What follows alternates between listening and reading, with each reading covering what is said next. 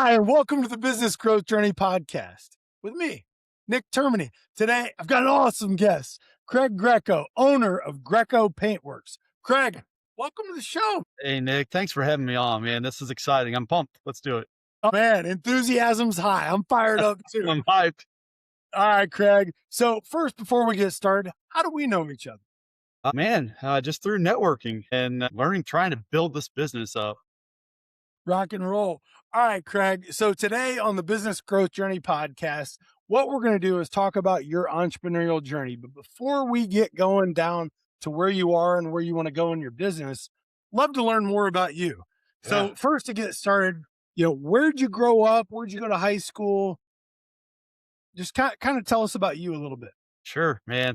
I'm a small town kid. I grew up in Oak Grove, Missouri, so about 30 minutes outside of Kansas City. I think of it as a truck stop capital of the world. That's all we had to offer. It was a four-way stop and a one-horse town. And so that's where I grew up, elementary through high school. Graduated from there, moved on and went to UMKC and graduated there. And So, gosh, when you went to UMKC, what led you to choose UMKC? Was it like a specific art major or anything like that? yeah, good question. Had nothing to do with art, nothing at all. Man,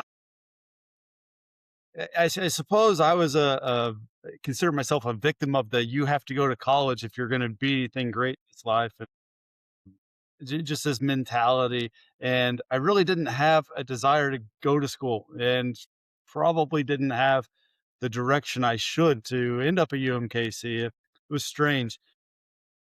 So did you live at campus or were you commuting? Oh, no, gosh, hardly anybody lived at campus there. It's changed a little bit now, but it was very much commuter. So the way it started out, I looked like Forrest Gump. I was all of 75 pounds soaking wet through high school. Anybody that knew me back then would know. I mean, gosh, I used to holler Gump out the windows as they drove by because I was constantly running the streets. But I ran so much that I ended up on a full ride scholarship to Missouri Valley to begin. That's where I Okay. began my And running for track, cross yeah country. cross country and track both. And so I had aspirations of going to the Olympics. And by the time I made it to college, I was running up to 30 miles a day. And I mean, What? oh yeah, crazy mileage. So I mean, I did. I was just this little beanpole. It is nothing but bone and a little bit of muscle and some skin, and just all over the streets. Wait, so you ran 30 miles, you would run 30 miles in a day. The most I've ever ran is 6. When I hit that, I was training for a half marathon actually a couple years ago. And I was like, "Dude, I'm only halfway there. Like, what am I doing? This is Yeah, brutal." So man. what And what got you into running and your like that kind of conviction and into putting in that kind of mileage? yeah, dude, this is going down such a rabbit hole. So I'll tie all of this together and how I ended up at UMKC. So I loved football growing up, right? Wanted to be this football player, but I didn't have the body for it. I had the heart, the soul, didn't have the body.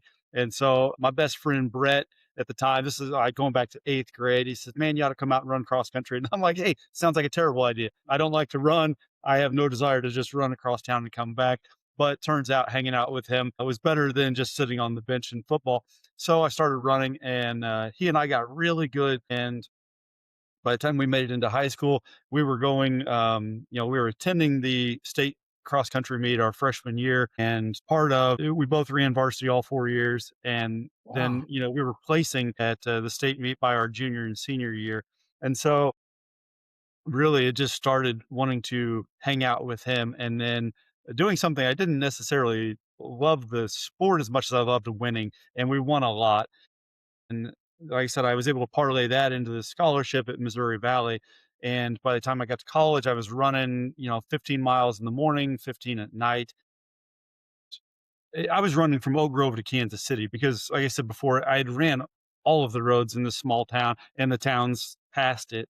And so it became old hat where I didn't want to see the same thing anymore. So I would Yeah. just, I get on 40 highway and just run all the way to KC. I'd maybe stop at Tim's Pizza and have a pizza, or whatever, run back home or call dad, "Hey, come pick me up. I'm done for the day," whatever. Well, I was in so much pain my senior year. We done really good. Yeah. We won the state cross country meet, and going into track, I never attended a track practice. I was in so much pain. I would go to the Yeah. meets. I would And win. this is your senior year? Yeah, my senior year of high school, and so I would win the meets, but I wouldn't. I wouldn't be able to practice all week because of the pain. So like I would dope up with icy hot and ibuprofen until I couldn't feel my legs go out and run the meet. Made it two sectionals, didn't place sectionals, obviously didn't go to state and track. But then by, like I said, by the time I got to college, I was running even more and more mileage at that point. And ultimately, like I just couldn't take the pain. My times were going down in the races. And of course, our races were Hanging long. like shin splints, your feet Yeah, hurt. so that's what I thought it was, a shin splints, and I just kept trying to stretch and push through it. I never really experienced shin splints much because I had ran so much, and it was such a regular part of my life. I ran every day. Yeah. It didn't matter, you know, it'd be 4 or 6 inches of snow and we were out running. It was Yep. goofy. But anyway, my times got slower in college and the races were getting longer. So I couldn't take the pain. I went to the doc. I said, "Hey, you know, what gives? Like, what do I have to do to get past these shin splints?" He says, "Well, how long have you been in pain?" I said, "You know, for a year." He goes, "These aren't shin splints, dude." He took an x-ray. He's like, "Your leg's broke." So I had a stress fracture that had just gone past being a stress fracture. Yeah. They ended up casting my leg. I lost my scholarship. So I came back home and like, this really sucks. You know, I don't know what I want to do with my life. I wanted to be a NASCAR driver. Like that was my thing. I love adrenaline. I love going fast. I love Yeah. cars. And so without a whole lot of direction, I just decided I was going to pick up college. Again, called my buddy. I said, "Hey, what are you doing?" He goes, "Ah, I'm going to school at UMKC." And so I went down there to hang out with him. And that's where I ended up finishing. So yeah, it Dude, was so in this, I'll toggle back and forth between where we are now and what your experiences have been. And, hearing about that, being able to one, you know, be able to get up to do that kind of mileage is crazy, man. And then to, I'm with you. Like when we were growing up, it was mind over matter, power through. Now I think people do a lot better job of listening to their body and understanding like when something's off than what it used to be. Like in football, it'd be you got your bell rung. No, that's called concussion. right, right. And so, understanding that now in hindsight, where I'm going with this is the mindset component that you had of, if you're able to run from Oak Grove to Kansas City and then, be able to eat a pizza on the way too. That's pretty amazing. But the power through aspect where you just kept, pushing through, how would you say, developing that kind of mindset to understand not everything's comfortable, but when you know where you want to go, you're going to find a way. How is that? I know that was a long time ago. The part of that's the fabric of who we are. And like, how does that translate to starting your own company when you first got rolling? Because there's That's a nothing really good easy about it. That's a really good question, and it's not something that I've sat down and thought about. Yeah. But since you bring it up, I can't help but realize that, yeah, there is some truth to that. I think there's probably a lot to that. What I really loved about running, I think what made me good was I would push myself outside of my comfort zone. And by that, what I mean, there are so many different ways to look at this. I might be take for instance a 6 mile run before school. Sometimes we would do 8 or 10 mile run before school. And you knew what time school started. And once you're 4 or 5 miles away from the school, you're what I always thought of as the point of no return. You're Nobody's committed. gonna come pick you up. You're already here. You have to get back now or you're gonna be late.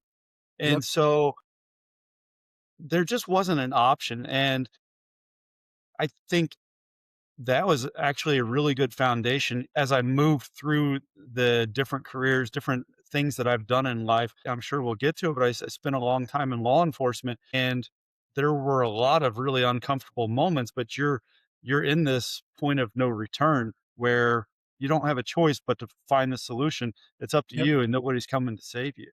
Yeah. And all of that, I've been able to parlay and use those skills and those experiences in business. And when I went out on my own and started doing this artwork full time, it's very much make it or break it. Yep. Nobody's going to pay my bills for me. There, there is no plan B. There is no, well, I mean, I could be a starving artist. It's just not an option for me. And so I've always been comfortable being uncomfortable. And I think I learned that probably early on. It's funny. When I was in the corporate world, one of the positions I was in, that it was to be comfortable being uncomfortable. I'm like, I don't know that I've ever been comfortable. Like, what is that like? Yeah. Right. But then, this is great because the mindset part, when you learn to do hard things when you're younger, you understand the innate ability to find a way.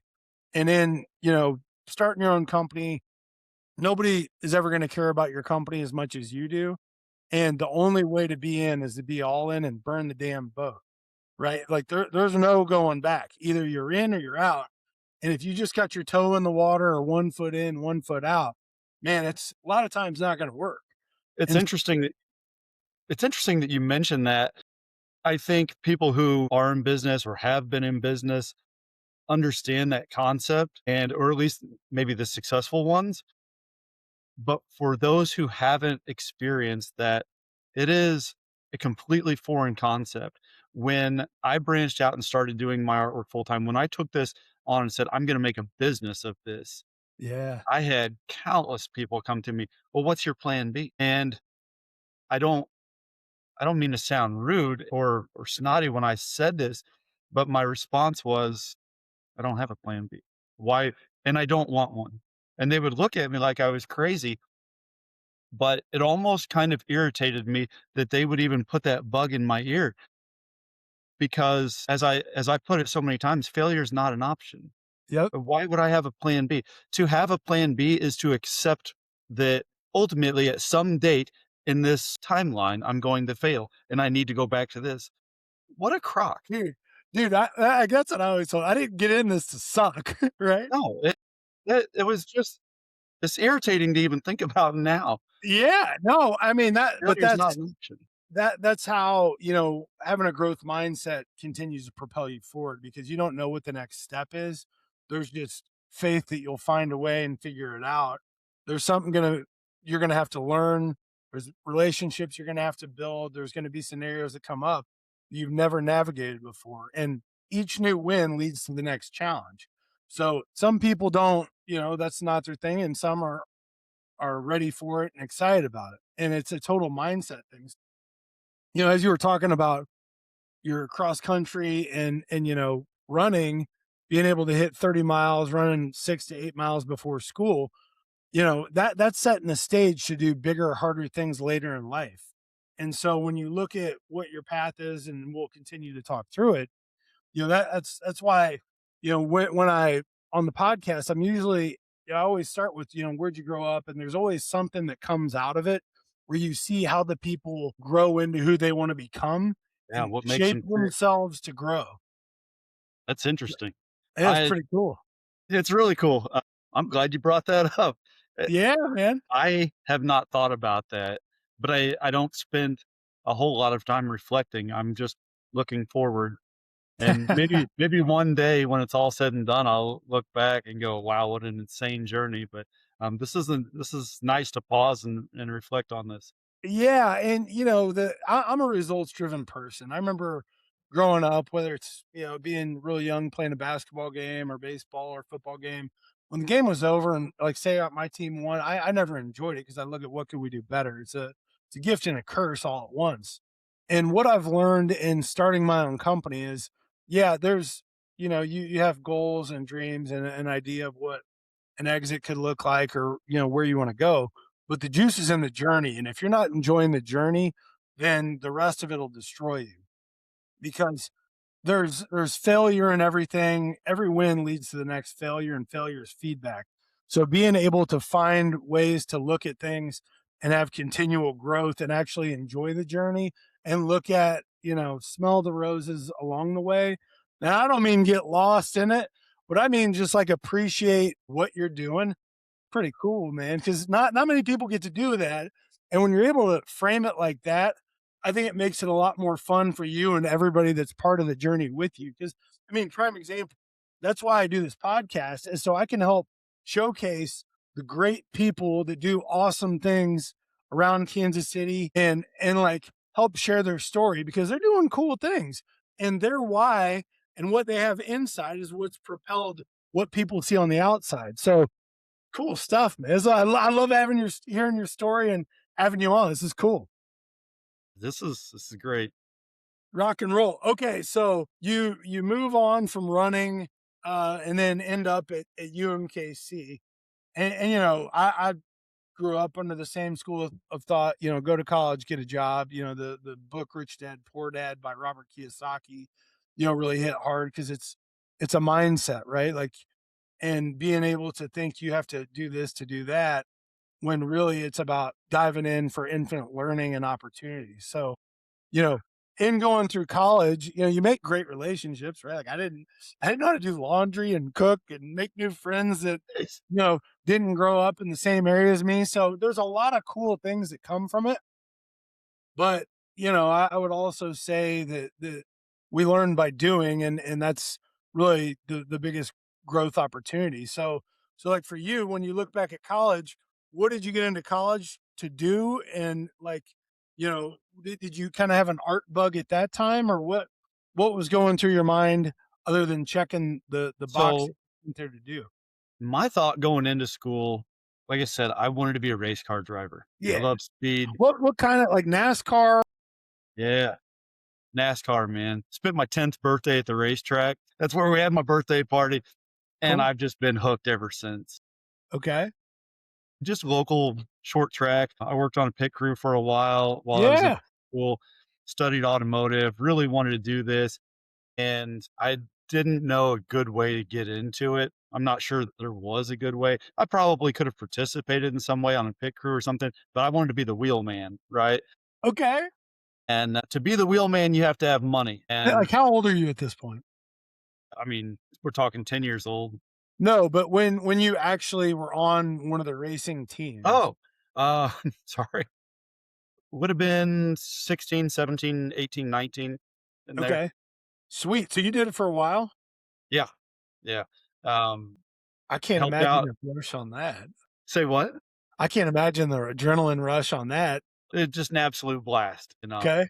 It's I was part of building the engines and helping with the suspension and fixing any damage that might have incurred the week before and learning, what can we do to, work with the carburetor and the, the pressure and the weather and how everything affected it and really getting into the science of the cars and the Yeah. weight and all the distribution that like that was my jam. And like I said, I wanted to be the wheel man. I knew that to be the wheel man, you had to have experience, which I didn't have, and I couldn't buy my way into it. So you really need to either start young with go karts or have the money to have a car. And so I didn't feel like I was on the right trajectory for that. So the alternative in my young mind was become a cop because they get to drive fast, right? So with that mindset, I went to college, and because I knew you couldn't be a policeman until you were 21, and I thought, well, I'm gonna go and study criminal justice because why not? Even though that's horrible, and if you want to be a cop, you definitely shouldn't study criminal justice. Like maybe back in the 80s, that carried some kind of weight. Now it's just laughable, right? So anyway, I went into college studying CJ, and I really took a liking to psychology. So a lot of probably majority of the my emphasis was studying psychology. After 3 years of being in college, I was rolling up on 21 and like, "Hey, I'm done with this." The criminal justice courses, I thought sucked, didn't wanna be any part of that anymore, and so I left that, went through the police academy. Some life changes happened where at that same time where I needed to make money, I needed to be on my own. Just the family dynamic at home changed. Yeah. And so I found myself like needing a real job with big boy money to pay bills. Um, you know, like I didn't have a place to stay. So ultimately, like I said, I went through the police academy and then in 6 months came out and had a job and I was making that big boy money and it wasn't good, but it was livable income. Yeah. And so I was in law enforcement for about 4 or 5 years before I decided to go back to UMKC and finish my degree. Okay. Yeah, and when of course, by the time I went back, I was able to roll the credits that I had from the police academy, which all transferred over as pretty much all of them as CJ credits. And with that and the psychology studies I had, I said, what is the fastest, easiest degree? Because at this point, I realized I was doing it for the piece of paper, not for a specific study, which I think if you're going to go to college, go and be an engineer, go and be something specific. Don't just go for a piece of paper. But at this point, um, for me, I think the most value was just having the degree, having Yeah. the piece of paper. And so we rolled all those credits into a Bachelor of Liberal Arts. Sounds artistic. I had zero artistic ability, zero classes in art. My last art I class. mean, at this time, did you like to do paint by numbers or No, anything? I mean, so there's literally no interest in painting or art, or did you like going to the museum, like the Nelson no, Atkins, checking no. out art? Could Nothing. care less. So like if you walked by and saw like a sweet custom painted motorcycle or Okay, now you're hitting on something. So, I'm gonna go back to racing. I loved race cars. I yeah, love to look at them. 'Em. They're just sexy. yeah, Once upon a time, they were actually painted. Anymore, they're all vinyl wrap, puke. But I get it, crash and bash them. They want something that they can print, hang on the car quickly. You don't wanna put a lot of time and effort and money into painting a car that yeah, make it one lap and crash. I digress. Helmets, like racing helmets, I don't care, NHRA, hell, hockey goalie helmets, yeah. not really football helmets, but NASCAR, drag racing, all that stuff. Those are custom, just badass pieces of artwork. And I love automotive art. And, if you ask, hey, did I walk around and see something? I go to a museum and like this or that. If I was a kid on vacation, you walk past the airbrush booth and the guy was in there doing t-shirts. And I always looked at it and said, you know, this is just rad. This guy has got a really cool little booth. It's no bigger than a small little trailer, and he's just pumping out really cool work. Puts it under a heat press, and here you go, kid. And he's just making money hand over fist, pumping out T-shirts. So I always thought that was really neat. I used to paint model cars when I was real young, and I'd build little model cars, and I loved painting them. That was my favorite part. And Like Pinewood Derby cars, or what do oh, you I mean did mine with model? Derby and Scouts for sure, man. Hey, I actually won the mayor's trophy. I won first place, and Here we go. what? I had some trophies. I think I just pitched them out like this last year. But yeah, a lot of You know time. what's funny with the Pinewood Derby car? I remember my dad was out of town, and I am not the person that you want to bring in for skilled labor or anything that's craftsman like because it's not part of my brain or skill level. And I remember I was like proud of this car that my build, and then we got there and it didn't weigh enough. And so they hot glued all these pennies on it, like this high. It had no aerodynamics. The thing was slow as hell. Dude, It was brutal. no, what you do, you carve out the bottom of the car and you glue your weights to the bottom See, I so didn't have that that kind of veteran leadership. they're flush with the bottom of the car. You got your weight down low, put it towards the front. See, like that, but that goes back into your love for racing, man. I mean, that's beautiful. You know what? The other thing, when you were talking about the custom helmets, I immediately thought of Evil Knievel. Yeah, yeah.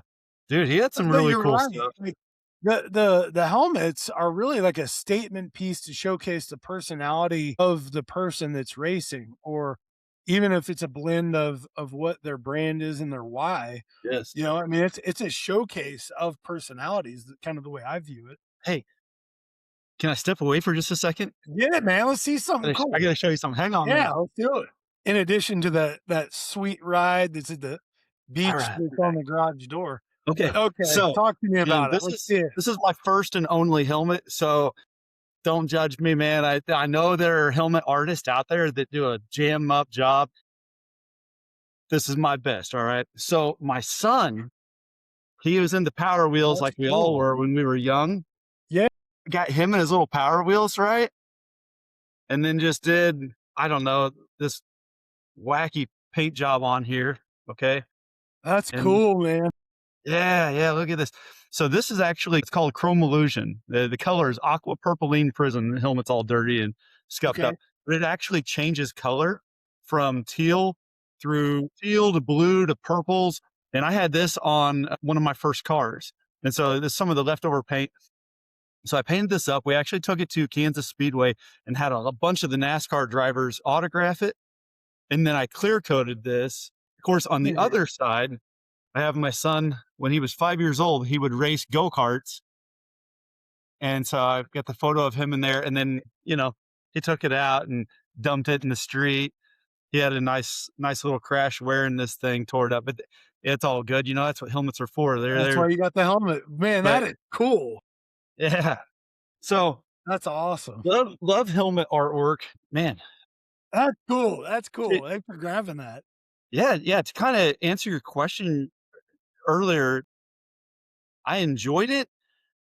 Didn't know where to start, and never had more experience than crafting. Although I did Pinewood Derby, I was talking more about the models that you get at Hobby Lobby. You can go in and get a 66 Mustang or a 57 Chevy, whatever. And I would craft those up and always enjoyed painting them up. And in fact, I still have them. I kept those. I don't know why, but I've got those. In my late teens, I was a big Jeff Gordon fan. Okay. I always thought he had really cool paint schemes with his helmets, his cars, all that stuff. And so I tried painting, like replicating his helmets. Not that I even had anything to ride with the helmet. I somehow I came across the helmet. I don't know, maybe at a garage sale or something. So there were little glimpses where I was trying to do this stuff, but I'd paint one or two helmets and then I didn't paint again for, gosh, I mean, from 17 to 29. So we're talking 10, 15 years would go by before I would do anything again.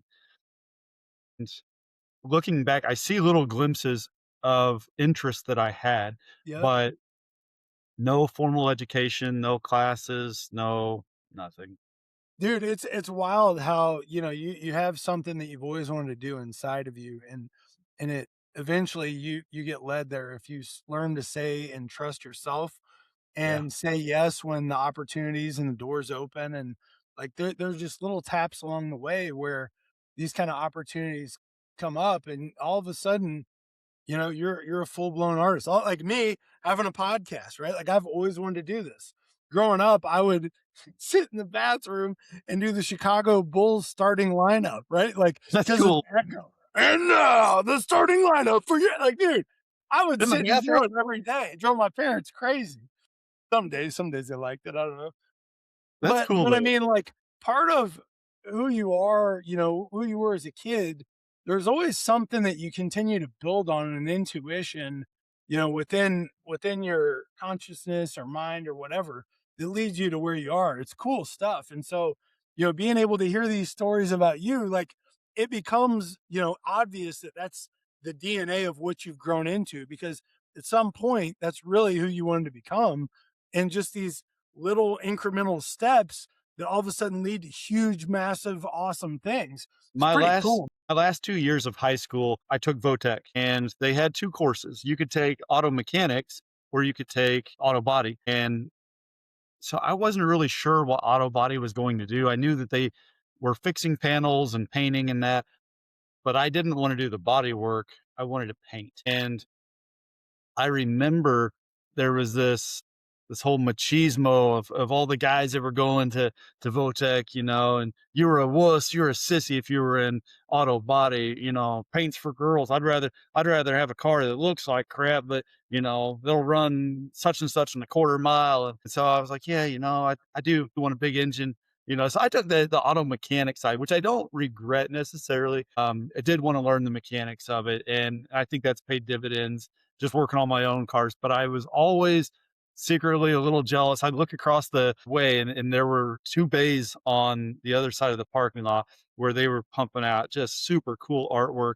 And I thought, doggone it, I'd like to be over there. So that brings up a beautiful point, because there's different points where we get conditioned on exactly what you're saying, of what the outside world thinks, or what you're worried about how something will be perceived, Right. instead of following what your true intuition wants and dreams are. I mean, literally, I have this conversation with my cousin, my brother, and a lot of family and friends often. Being able to retrain your brain to, one, trust yourself and your own intuition and look at something and go, this is really what I want to do, and I don't give a shit what anybody else thinks. It's and I'm tough. doing it because I want it and because I like it.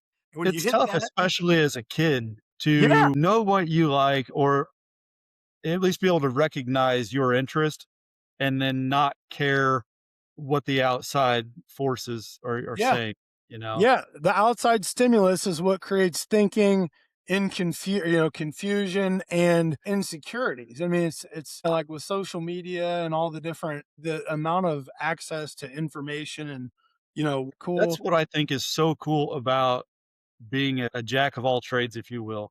Yeah, I mean, I can sit here and spend all day with you telling you all the silly, goofy things and little rabbit holes I've gone down and stuff that I've explored. I have done almost everything under the sun, it feels like. yep. And you get to experience that and see if it's something that you really like or not.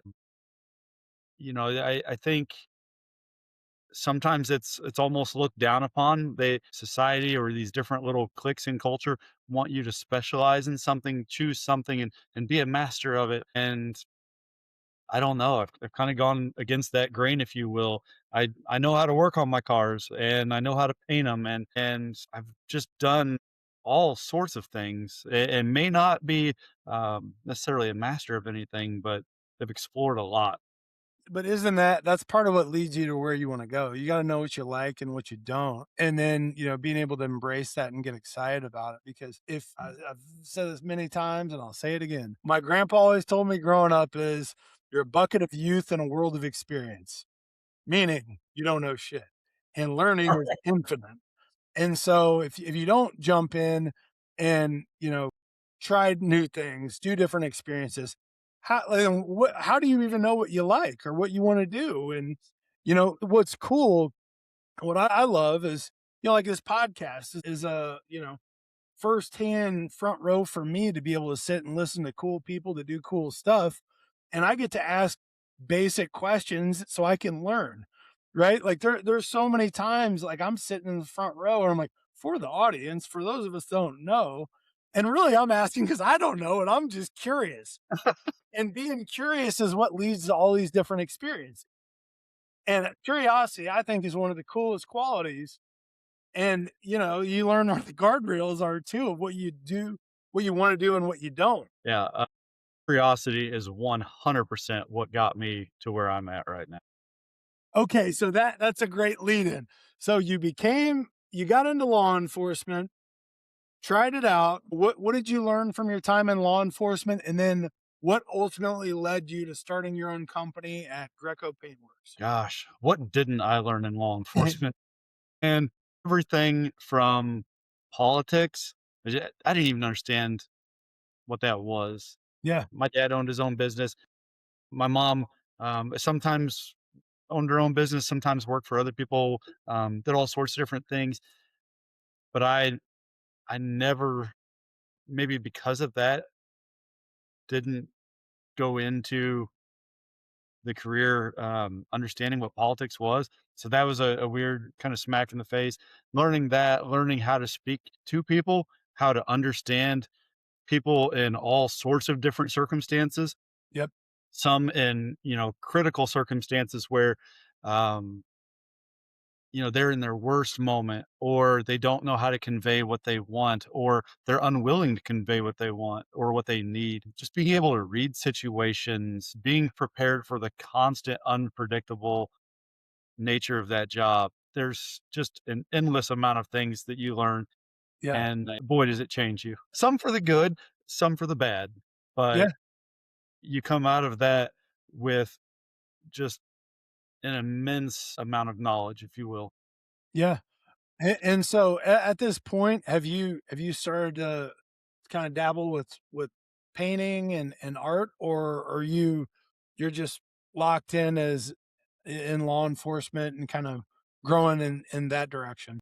So, gosh, I started as a copper in 2003, and the world was a very, very different place then than it is now. A lot of big cultural events have taken place about halfway between then and now that have changed the landscape of law enforcement, changed the outlook of what I thought it was going to be, what I thought I was getting into, and how law enforcement's navigated. And so a lot of that played into my mentality, if you will, of the career and my desires to continue that. And so, gosh, there was a point about, it would have been 2008. I had taken kind of a step back from police work as most people think about it. I took on a full-time job working at the family court in Clay County. And so I was working at a juvenile, I was a juvenile probation officer. So basically, if the kids were committing crimes, anything from, a small petty theft to kids that were on very serious hard drugs and, in some cases, killing people. I'd seen the whole gamut. They would come through the office, and that's what I was dealing with.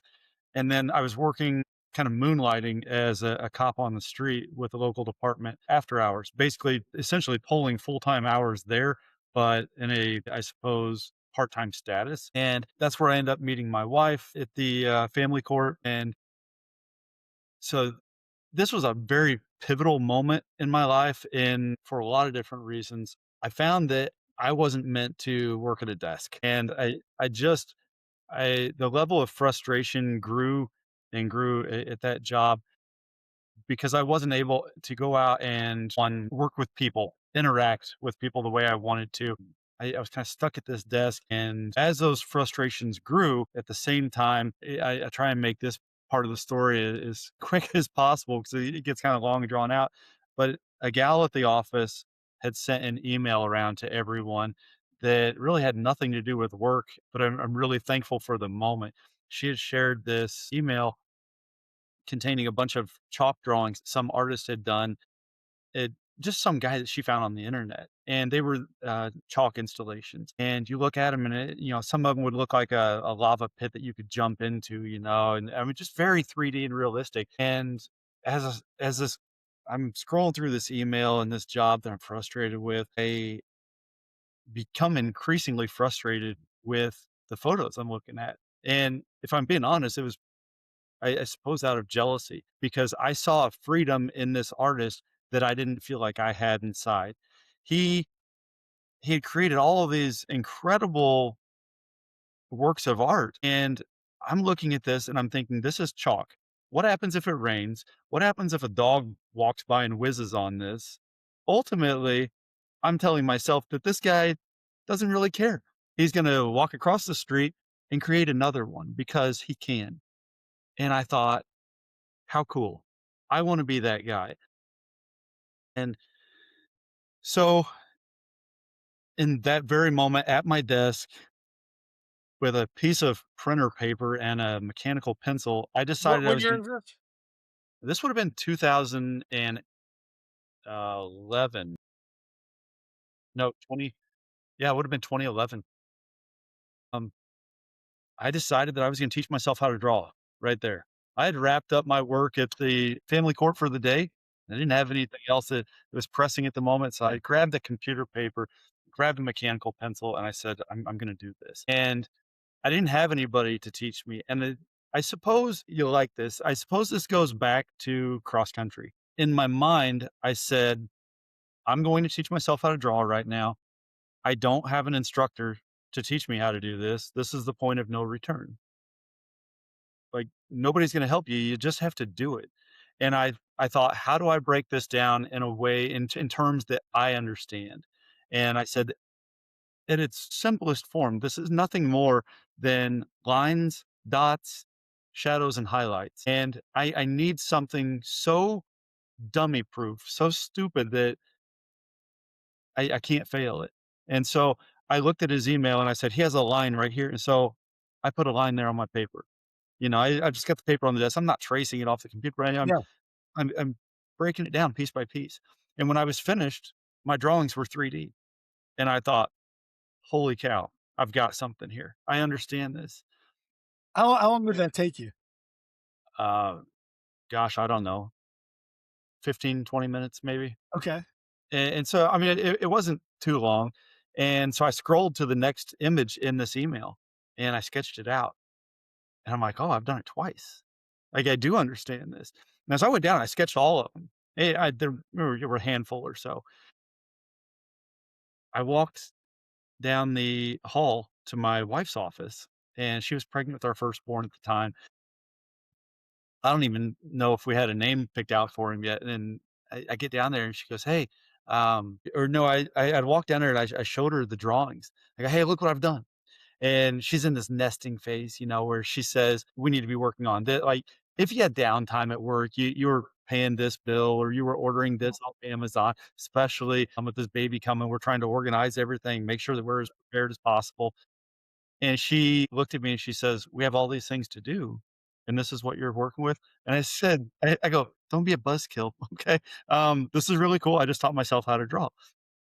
So I leave, I go back to my office, and I'm trying to find some more chalk drawings because I'm having a ball with this, right? Like, forget all the work I'm supposed to be doing or whatever I could be doing. Right. Yeah. I'm gonna do this. And I end up kind of a squirrel brain. I'm all over the place. Yeah. I'm searching the internet looking for these chalk images, and I suppose my Google search wasn't very sharp because I couldn't find any more chalk drawings. But I came across this dude that was airbrushing. His name was Ed Hubbs, and he was airbrushing some very just simple images, lightning or I, I don't know, Yeah. these different very simplistic images. And I'm watching it. I'm like, this is cool. I want to airbrush. And I remember seeing the airbrush guy at the beach. I had the Tasmanian Devil or whatever it was T-shirt that I was telling you about earlier. That you see, you're like, oh, that's kind of neat. So I thought I want to airbrush, and I told you I was going to make this part short, but I'm just No, going off. dude, this is the whole podcast. This is amazing.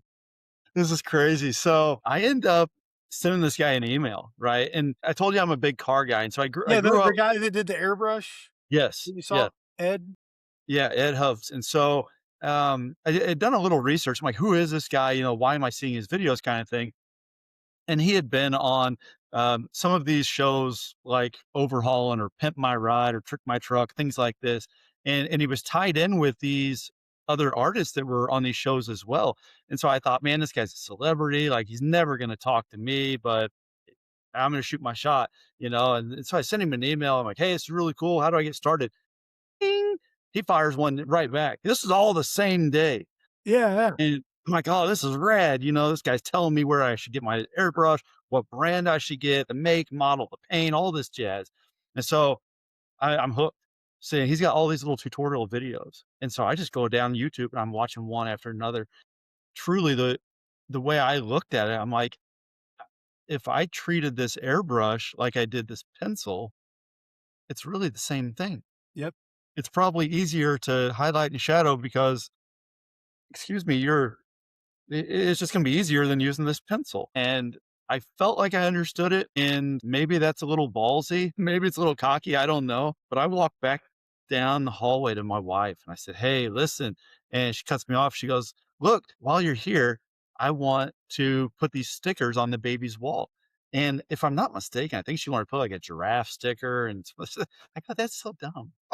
Let's not do that. Let's paint his room. And she goes, "Well, do you know how to paint?" And I said, "No, but I didn't know how to draw 30 minutes ago either. So I can do this." And she thought I was out of my freaking mind. And I probably was. And so I go back to my office and I start sketching cartoons. And I'm like, let's paint his room, but make these cartoons toddler size so that he grows into this and sees all these little buddy, toddler cartoon guys. And I just had this vision that he was in the cartoon. They were his size, he was their size. He's in this world and it's his world, right? And I just thought, how rad would this be if I could create this? And I had sketched up all sorts of different cartoons, and we had different taste in cartoons. I'll tell you, it's a point of contention, man. I like Bugs and Yosemite Sam, and of course, you go through the Rugrats and stuff like this. And we ended up settling on Peanuts, and I said that's a classic. Like, you can't go wrong with the Peanuts gang. And so I researched. There were more Peanuts characters than I was even familiar with. And, some lesser known ones that didn't make it through all the cartoons. But anyway, I put them all into this mural, and I had sketched them all out on paper, and I'd gone back to her office. I think maybe by this point, it's like the next day. Like, this is a straight up mission. All right, I'm doing no Oh, probation. kidding. Yeah. I am becoming an artist right now. And She didn't know it. I didn't know it, but I'm here for it. And so I end up sketching these Peanuts characters. They look really cool on paper. And she says, "But how are you going to put them on the wall?" And I said, I go, "I don't know. I really don't know." Yeah. I said, "I didn't know how to put them on paper though either. So if I can do this, I can do that." And again, I found myself in this point of no return. When you start putting pencil to the wall, I'd sketched them out on there. What are you going to do? Give up and put stickers on there? Like you don't have a choice but to nail this. You burn the boat, man. You're fully committed. You're in. Hell yeah. I love burning the boat. Man, I'm like throwing matches, throwing dynamite. We're doing it Yosemite Sam style Oh yeah, man. and That's the just thing. rip it.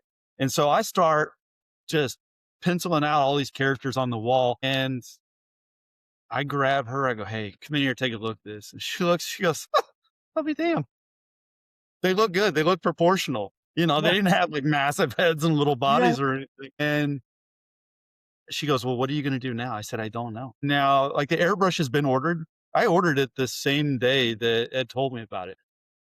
Yeah. So it comes in the mail. I don't even know how to turn the compressor on. I mean, I suppose I did, but you get what I'm saying. Like, Yeah. I didn't know how to reduce the paint. Like, so I've got the paint. Do I just pour this in? And of course, on the bottle it says ready to spray. And I would argue that it needs a little bit of reducer. You know, the viscosity is too low. And but I'm learning on the fly. She says, "Well, what are you going to do?" I said, "I'm going to treat this thing like a coloring book." What do you do with the coloring book? You know, there was a time when someone handed you a crayon and it said color it in. How? I don't know. Put it to it. And so I did. Looking back, it was very elementary, and I was proud of it because it was a labor of love, and you can't take that away from me. Eh, I gave my kid my heart, my soul, 100%. You have my best in that moment. I can do much better now, but I will say that when I chose the Peanuts characters, I was intentional that I chose a very simplistic cartoon because they weren't 3D characters, Yeah. right? I mean, we've all seen like the way they dance. This isn't how they dance. I don't know what that was. This is the full on. This is how the peanut characters dance. I've seen the Peanuts dance on TikTok. I paint much better than I dance. I won't even try that again. Great. But when I created or when I chose those characters, I chose them because of the simplistic nature. I needed something to kind of ease me into this airbrush. But when it was finished, we looked back and said, you know, this looks pretty doggone good. Yeah. And I enjoyed it. And so from there, I went back to the company that I ordered the paint and stuff from, and I said, I want more. And they have a link on their website to what they call Coast TV. It's Coast Airbrush, and so Coast TV sold tutorials for $20 or whatever, and you watch this other artist paint this Indian, and I've got him back here on canvas, and so I ordered that and I just understood it. Whatever he said to do, I did. And when I was done, my Indian looked legit. And that was my first ever portrait. It was my second painting. And I knew I had something. And from there, I continued this law enforcement gig. You know, I worked at the probation office until 2012, and I went back to law enforcement full time. And on my weekends, on my off time, I painted. And I did it as a hobby. I did it because I was hooked, man. It was I love creating things, anything, woodwork. I don't do pottery, or I guess I have done a little bit, whatever, maybe in scouts, but you get what I'm saying? Like, I just love creating with my hands. And there's an adrenaline dump that comes for me when I create something and I'm content with the product. When I'm proud and I say, this is finished. Hell yeah, that's exciting. And it's the same adrenaline dump that I get when I go fast. It's the same adrenaline dump that I would get in law enforcement in critical moments when the who hits the fan, you know, there I'm always looking for that. And with artwork, I'm getting it every single time that I create something. And every every project I'm doing, especially early on, I'm trying to, all right, let's do a little bit better. My first ones were black and white. They were monochromatic, and I'll bring this up because I think it's pertinent to the story. I'm I'm colorblind, so I chose to do a monochromatic Indian painting, the black and white, because I was afraid of color. I was afraid of using the wrong tones and ruining it, but I didn't feel like I would ruin it if it was monochromatic. And so after I did that, then, like I said before, I'm always trying to one up and how do I get better? Well, then I did the Wolfman. And when I did it, I used color. And again, it was another tutorial video where I was learning to use that color. And I've become more and more confident with that over the years. But to kind of go back to law enforcement, I'm doing this on the side and in my off time, and I'm building this passion painting. And it was all about just what can I create that I haven't done already? How can I get better? And as I'm doing this for myself and just having fun with it, it becomes a hobby that some of my friends and family have taken interest in. Like, hey, I've got a helmet or I've got this or that, and I think it'd be cool if you painted this for me. And so I would do it, and I might make a couple bucks, and then I started to learn that there was value for my artwork. Not really sure how to value it yet because I know that I'm not cranking out like top notch work. But as it got better, I charged more. And ultimately, this was a good side gig for a while. And, you fast forward to 2023, 2022. And, well, actually, I'll go back to 2020 when COVID hit. I wasn't making good money in law enforcement ever.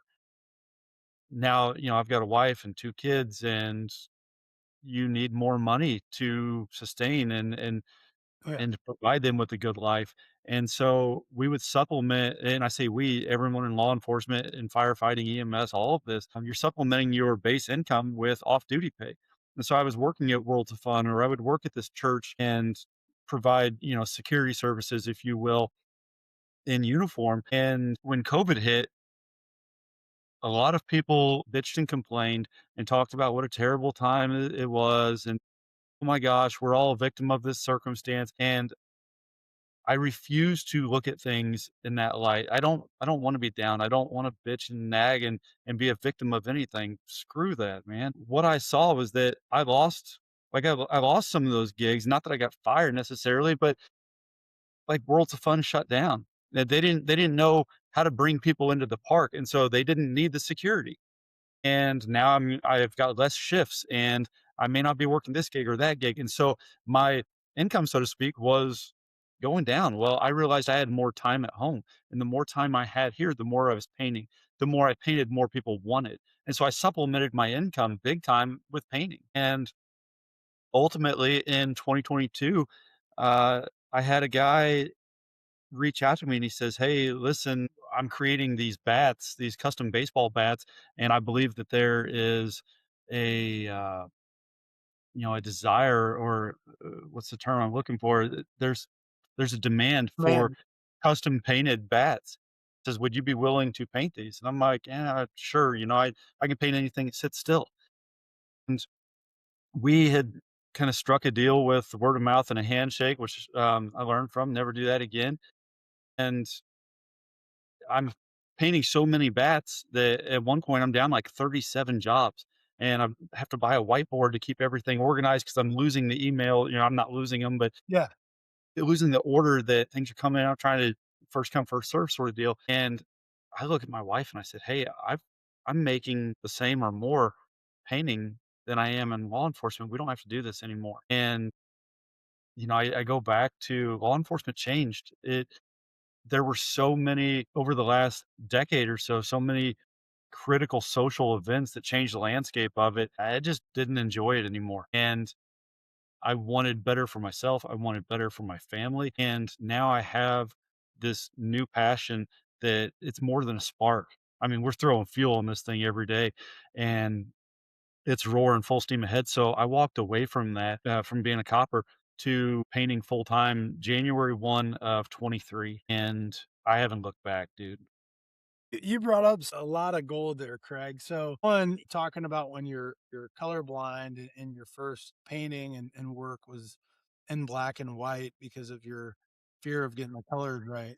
And it's Yeah. it's amazing what confidence gives you when you overcome what limitations have in your head, right? And so each step being able to see the confident, hey, I can do this. Hey, I can figure it out. Hey, I'll find a way. I mean, it's pretty cool when you are able to it's like Batman, overcoming your fears, right?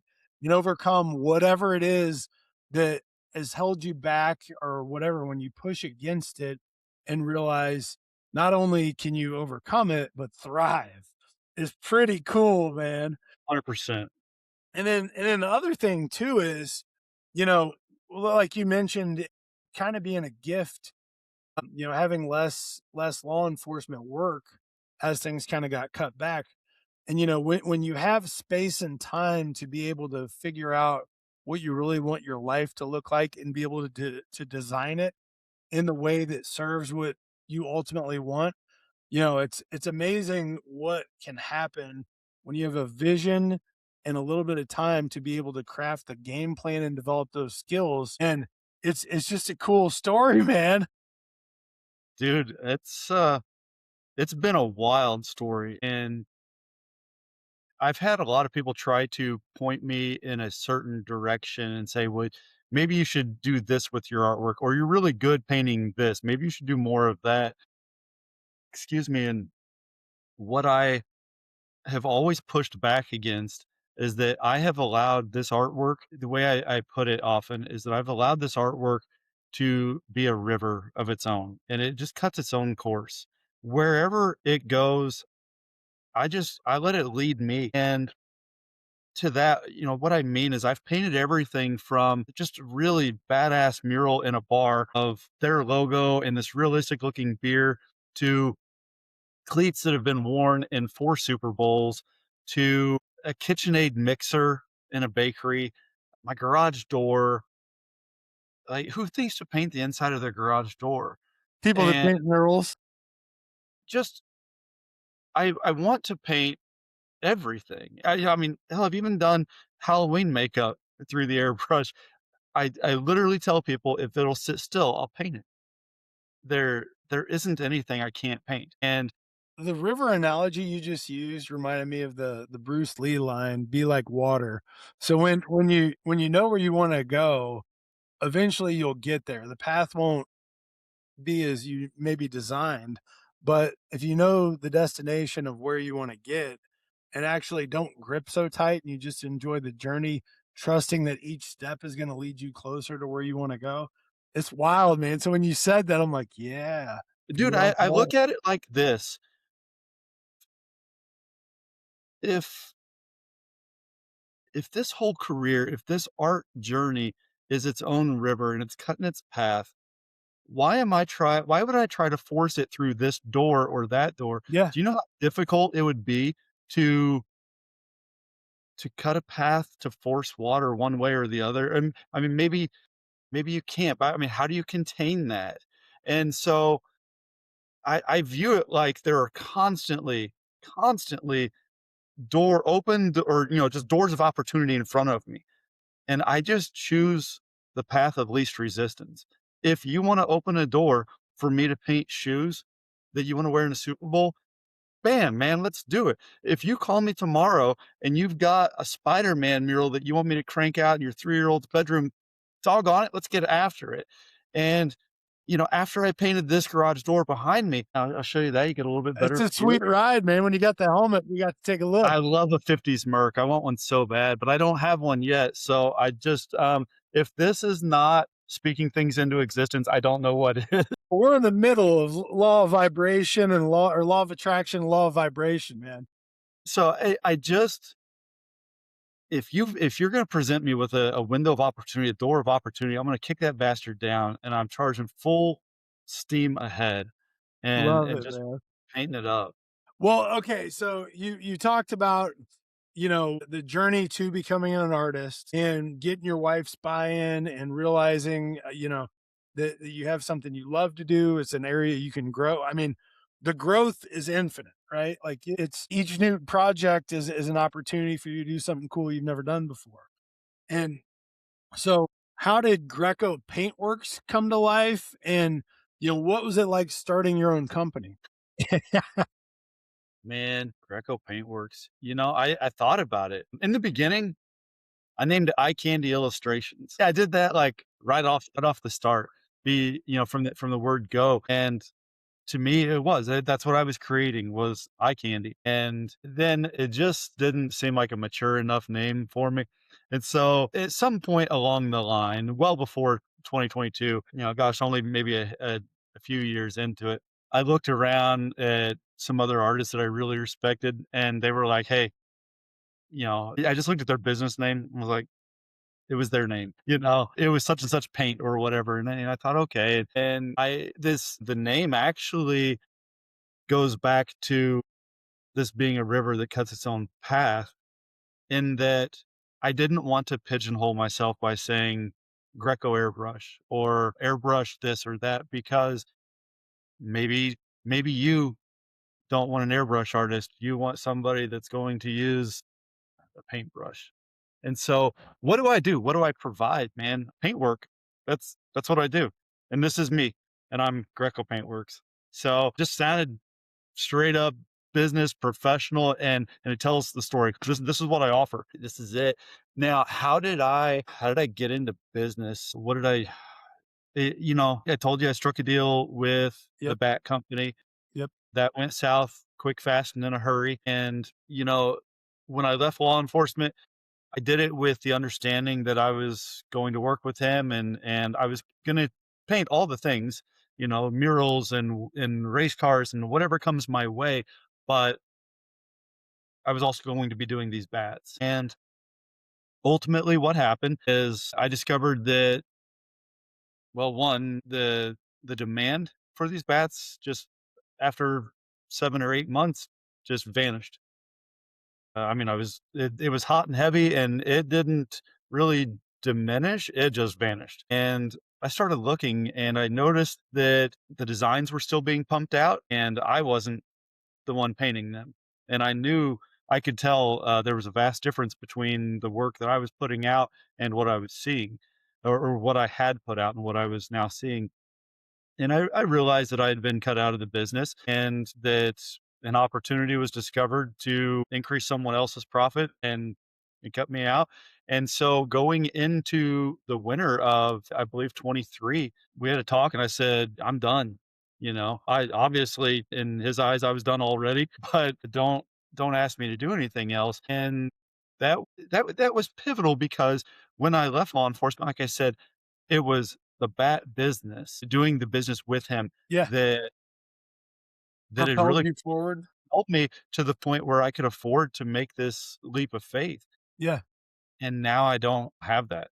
And so what am I gonna do? I'm going into winter time, and in fall and winter, I have painted some cleats for the Chiefs players over the last 5 years. But that particular year, for no rhyme or reason, the Chiefs work was few and far between, fewer than it had been in previous years. And so really all of the work that I was banking on, gone. And I think this is where it's important for me to mention my faith. I'm a Christian man, and I believe in putting God first, in my family, in my business, in everything. And I think looking back, this is probably the test where, I was provided an opportunity to choose him, or to try and do this on my own. And I relied heavily on my faith, my wife and I both. And our mantra here, if you will, has been, he will provide, and he has. And so, like I said, going into fall of 23, I now had to brand myself as a mural artist. And while I've done murals before, in fact, that's where I started with my son's room, and I've done several up to this point, I don't have, or didn't have, a big name in the game. When you needed a mural artist, you didn't think of me. I didn't have a website that was putting me out there as your mural artist. There were It just lacked. And I'll tell you that trying to sell yourself as a mural artist in the winter in Kansas City is a tough gig, because no one's painting outside. You can't. I mean, gosh, I think it's like -2 degrees or something today. Yeah. It It's with cold. with the 40-mile-an-hour, gale force wind Yeah. pouring in here. So you're not painting outside.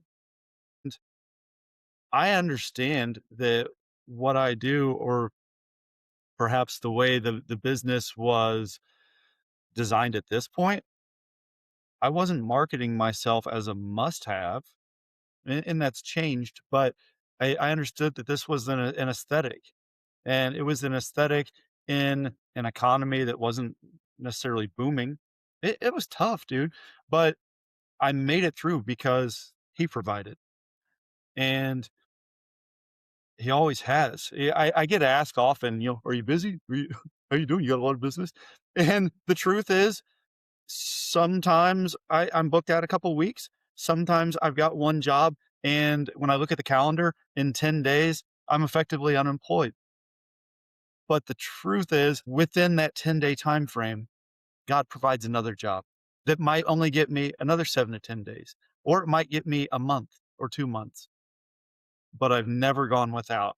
And I'm in my 4th, I'm in my 4th year now. So you do the math, 12, 1,300 some odd days or whatever that he's provided every single day. And he's provided better than law enforcement did.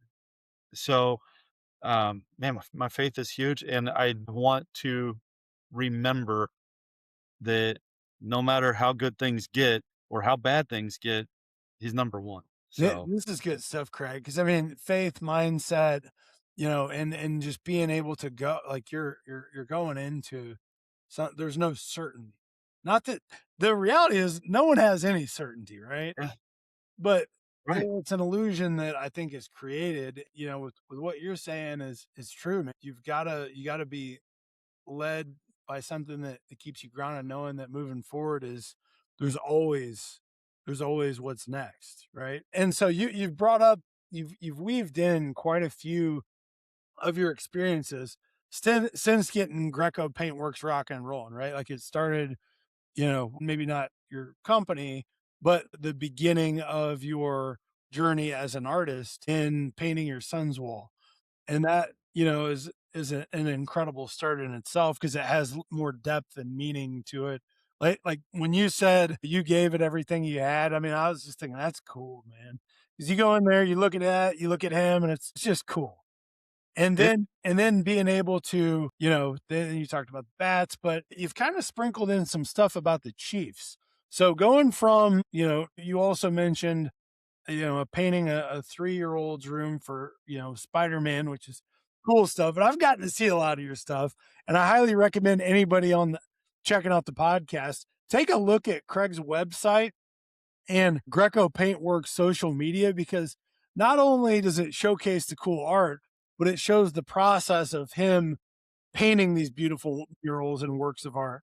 But it's a wide range from going from a 3-year-old's bedroom to painting an awesome, cute, cool mural that fires up a kid to game day cleats for the Kansas City Chiefs and in the heyday of winning Super Bowls.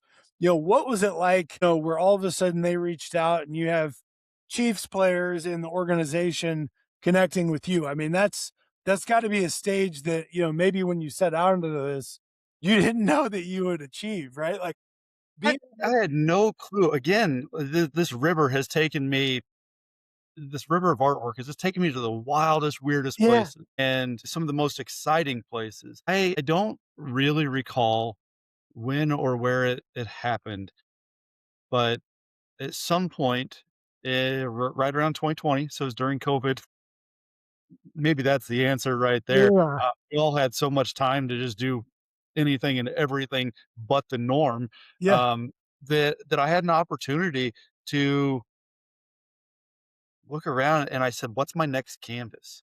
What am I going to do to push myself?" Like, I've painted canvases, I've painted wall murals, and by this time I've painted KitchenAid mixers and just you name it, race cars. What can I do that I haven't done? And I reached out to a bunch of the players and I got one to take me up, one player, and it was Harrison Bucker in the 2020 season. And I painted for him and we went on to the Super Bowl that year. And by the end of that season, I think I had 3 clients, excuse me. And so, yeah, I painted for those 3 and I painted for the next year or 2. And I might have The clients varied. I might have a receiver that wanted a couple pair or a running back or something like Yeah. that. And I didn't necessarily always have big A-list name players on the team. During the NFL. Sure. I mean, but we all know that you've got the Patrick Mahomes of the league, Yeah. and then you've got the guys that aren't necessarily starting. Yep. But I treated every one of them like I treat every project of mine. I'm not going to walk away from a project until I know that I've given you everything I've got. It's sometimes I'm going down a rabbit hole here, but sometimes it's maybe cost me some money because I spent more time than I allotted for what I'm being paid. In the end, it's not about the money, it's about the product. And if I'm not giving you something that I'm proud of, if I'm not giving you 100% of me, then I failed, and I don't fail. Um, I treat every one of them as if it was just fanciest shoe in the world, or the biggest opportunity, and it's paid dividends because that my name got into the locker room, and it's difficult for me to articulate what the relationship is like with the NFL teams, but it's not much different than yours. I'm still an outsider. I don't just have like the pass to walk in anywhere and talk to anyone anytime. There are a lot of barriers, if you will, between my business and working with them. But I think maybe that's perhaps where I hang my hat is somehow, but I guess I know how it's the product. It's what I've put on the feet of these guys, and I say that because I don't have an opportunity to go into the locker room and sell to these players, Yeah. and I can message them all day long, but truly, it's no different than when you message them. It goes into an inbox that they don't look at, and I just happened to strike gold one day when I messaged Bucker and he reached back out. But I suppose what I'm trying to get at the longest way possible is that once my name got into the locker room and I established a reputation in there where I cannot speak on my own behalf, my work has to speak for me. Now that the relationship is more than just with one or two players, I've developed a relationship that ultimately has become personal with some members of the organization and with the equipment crew. And now that work has increased because of that, because of the trust over 5 years of doing this, and the product is, I mean, it's top of the line.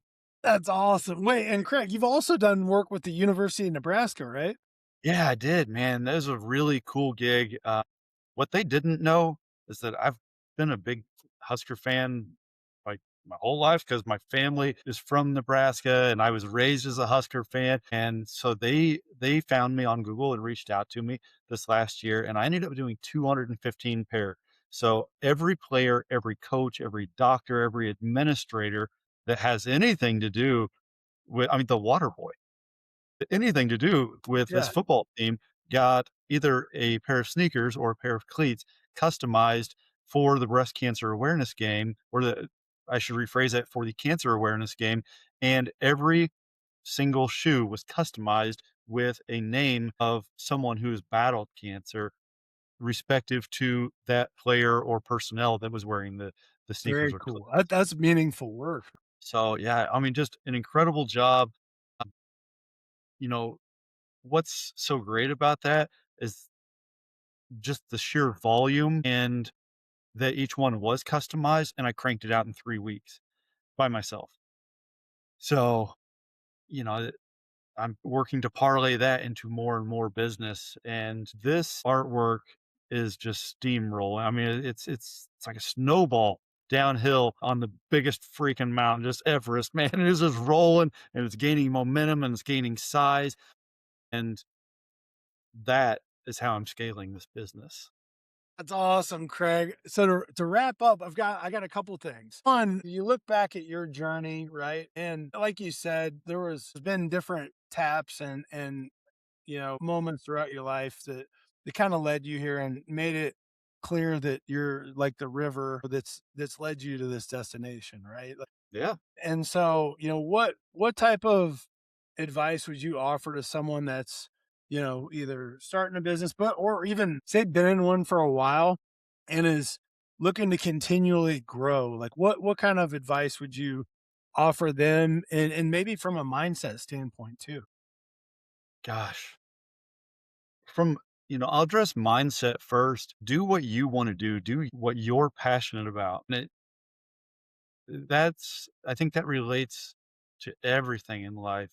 Don't put somebody in when I look at law enforcement, oftentimes I think there were people in position that they didn't want to be, but they were just placed there. But if you find the person that's passionate about that particular position, they're going to be the best at it, if that makes sense. Yeah. So do what you're passionate about and push yourself to the point of no return. I've taken on so many jobs. When I look back at some of the first public jobs I did, where I'm going in, I'm painting in a restaurant or a bar, and now they've hired me and I have to put artwork on that brick wall. I was scared to death, dude. And we could do a whole podcast about how scared I was because the honest to goodness truth is when I put paint on that wall on brick and the brick wasn't painted. Okay, prior to, it was just raw brick, and they didn't want it painted. The truth is the only way to get that off is to power wash it, and you're not taking a power washer into this business that has, whatever kind of flooring, and can you like, I'm just Yeah, yeah. imagine I'm imagining worst case scenario. Oh yeah, it's So, when I said, "Yes, I can do this," and I've never done it at this point. I that is the point of no return. I am now 5 miles away from the school on that run, and it's up to me to figure it out. No one's coming to save me. No one's coming to pick you up. No one's gonna paint this for you. Do it. You've got to push yourself, and this is where I answer your question in business. Push yourself to the point of no return. Push yourself where you're uncomfortable because I painted it and the feeling of euphoria that comes over me when the client comes out and thinks it's just the most badass mural and I didn't mess up. And now it's this focal point for his business where people are coming in and taking selfies with it because it's super cool and every time they take a selfie they're advertising for the business but they're also advertising my name yep. because my name's on that artwork. You've got to push yourself into these scenarios where you're pushing your chips in. It's all or nothing, dude. I doggone it, like I painted shoes in the first year for these Chiefs players and they were going out on national TV, and I have an embarrassing story that if you want, I can get into it, but I've been interviewed by the local media, Channel 9, Channel 4, whatever. They come out and then it might be picked up by ESPN and they're broadcasting about these cleats going into this game. And I'm going, dear God, please don't let the paint come off these cleats. And it didn't. I mean, in the bad scenario, it did. And again, I could tell you that if you like, but I was so nervous. I actually lost interest in watching football. I wanted to barf for 3 hours because my work, the way I looked at it, my reputation, my name, it was all on national TV for the world to see. And that was pushing myself way outside my comfort zone. That And brings then up a great point of being able to receive the big moments that you're working for, right? Instead of what could go wrong. Like this is a mindset journey I've been on for quite a while of being ready for the moments to receive the great things that you've always wanted to do. And that in once, itself is something you got to build up for. I'll tell you real quick if we've got time, the story of failure. Like, it was the 2nd or 3rd week of painting for Butker in 2020, and I had painted his cleats with, well, I won't pull it down, but a bottle of paint that I had used for all sorts of other projects, but I didn't have the experience. I didn't know that you shouldn't use that paint for this project Yep. because that particular paint, without getting too much into the weeds, it is designed to lock down and be firm and be permanent.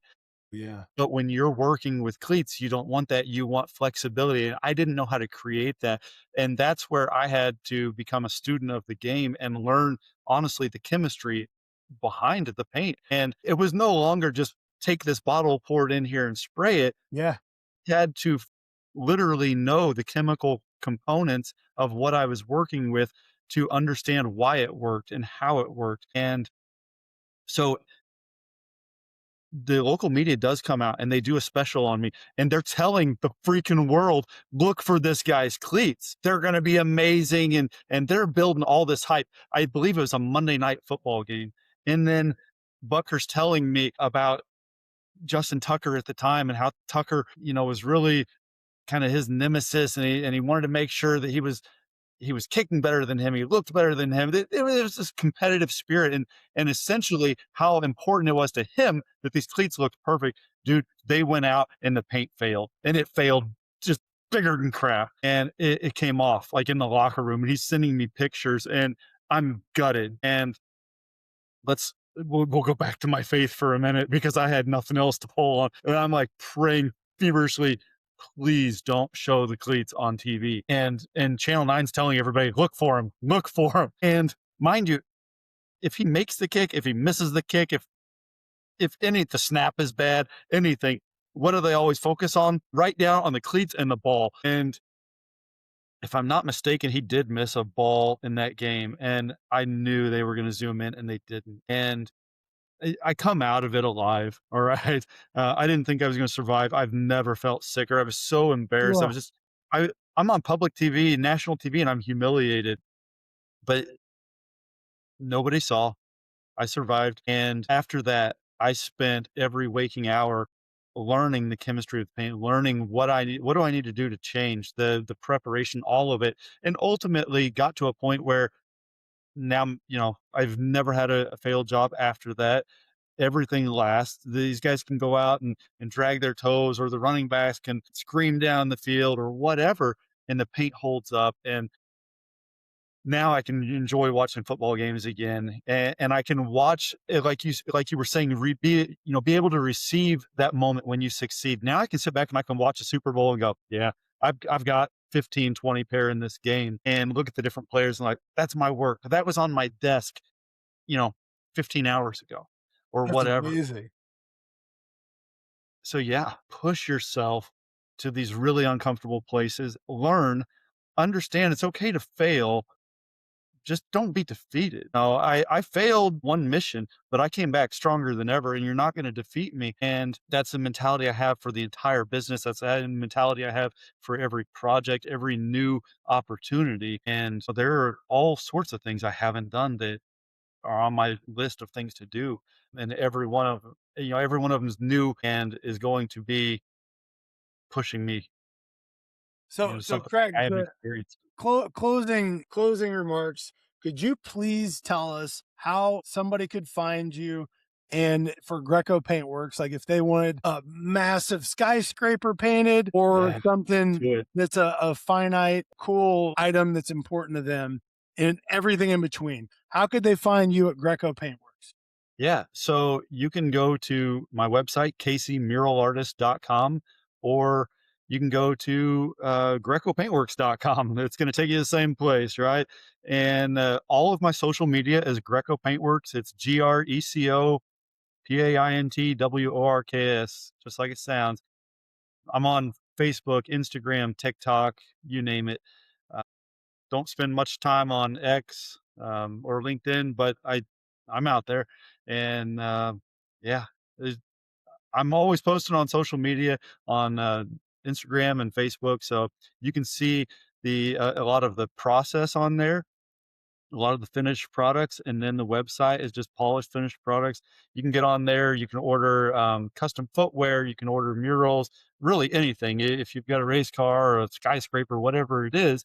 And I paint everything from business logos or simple geometric designs. Sometimes people just want to keep it clean and simple for their branding, all the way to custom mild or wild artwork. And gosh, there's one other thing I was going to mention, but I just And no worries, Craig. Well, thanks for joining the podcast, taking time, sharing your story, your journey on the business growth journey, man. It's awesome having you.